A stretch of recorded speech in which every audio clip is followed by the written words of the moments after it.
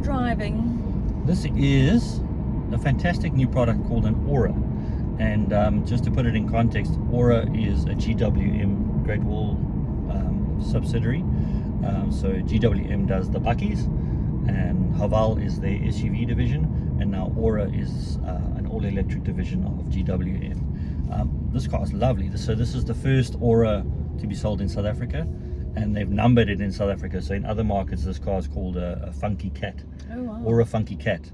But I think for obvious reasons they've taken a step back in our market or other markets. Yeah, ORA 3, and this is the entry level 300 super luxury. Ah, I wouldn't say this is entry level. It's got quite a lot of spec, but Yeah, well, again, Anyway. yeah. So what are the pros? Well, I think it looks fantastic. It's got Mini vibes, it's got Fiat 500 vibes. It's definitely a city car. It's pretty funky looking, but then you get inside and it's really plush. I think it's really, Yeah. they've done a really good job. It looks really high end. The choice of materials is good. The specification is really good. I find it almost the first electric car that I've been in that I felt almost out of space. Like it's like Futuristic. a futuristic. Yeah, I feel like it's different. I love the quirky sounds yeah, compared to the other cars make really weird sounds.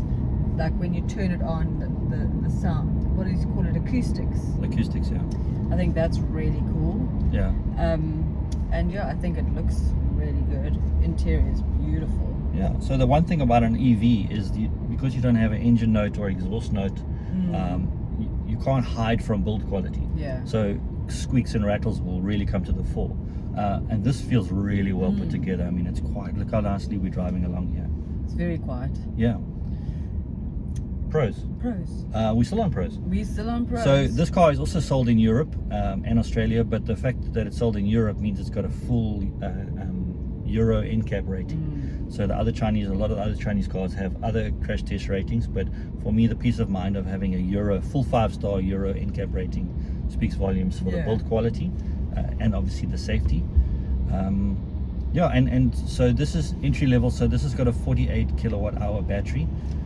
So basically you need 48 units of electricity to fill it up. Okay. So you top it up overnight in your garage.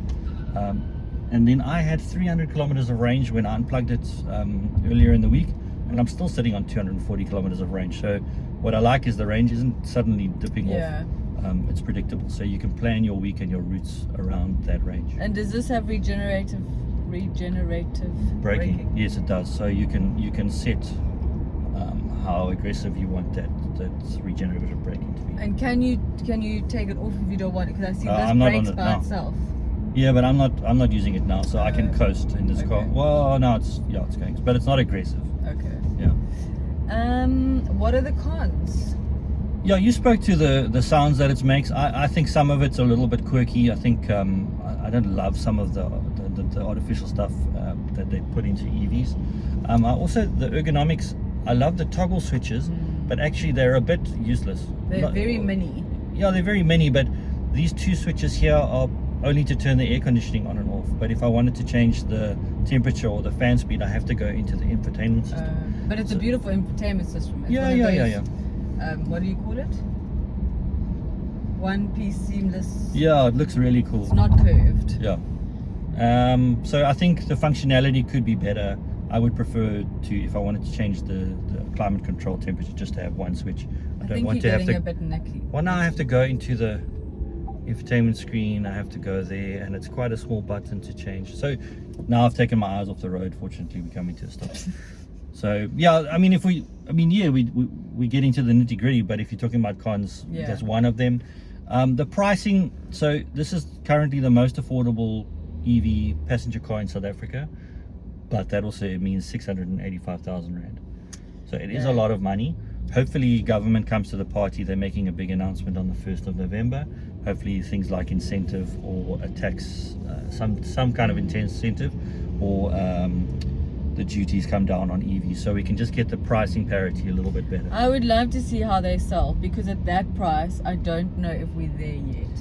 Like, I don't know if people are willing to spend almost 700,000 rand on a small this is small It's about polo size, I would say. car, just to be able to be EV, Yeah, fully EV. yeah. But it will be interesting to Yeah. see how it goes. And then, so you say this is the entry level, well, not entry level, but the This is the bottom of the range. bottom of the range, Yeah, yeah. which is, I mean, it comes with a lot of specs. Yeah, there's So a I'd lot love of to value, see yeah. what you get in the top of the range. But can you buy the top of the range here yet? Yeah, you can buy the top of the range. So the top Okay. of the range, the ultra luxury adds things like a sunroof, Okay. probably a bit more spec, a slightly larger battery, so you'll get more range. That's interesting. But I don't think you need it. I think 300 kilometers It's on a more full than charge is more than enough. And coming back to it, I think this car is so well-rounded and sophisticated. I can see people of all ages driving Yeah. it. I can see your mom owning one. Even of my these. grand. Or your grand. So if you think about how much mileage she does on a weekly basis, Yeah, it's she would incredible. quite happily run this. Pop to the shop. Yeah. Come home, pop it on charge, go to the shops, put it on charge, and you never really, you constantly. I think it's great. I think certainly for around town. Yeah. I don't think I want to drive this up the garden route, but we probably could. It's just a pity about the price. If it wasn't that expensive, I would definitely consider buying one of these because it does make sense. But I think the price is going to be this car's only downfall. Yeah, but think. it's nice that it's here. Yeah. I think it's a good Start. move on Aura's part or GWM's part, and there'll be more cars to come. There's a brand called BYD that's coming, also Chinese. Okay. I think the prices are going to start getting a little bit more competitive. And competitors to this car? Well, you get the Mini SE, which is about to be replaced with an all-new car, probably. And what next is year. the price of that? Do you know? Over 700,000. Okay. Yeah. So this is definitely the most affordable Yeah. currently. And would you buy one? I would buy one. I would buy one to run around, do errands in during the week, and then I would have something else for the weekend potentially. But yeah, I think if I could afford one, I would buy one. Yeah. It definitely turns heads. Everybody. Oh, Oopsie. jeez, babe. That's through a corner. I've lost my Spotted train the of gap. thought. Cool. Cool. Thank you. Thank you.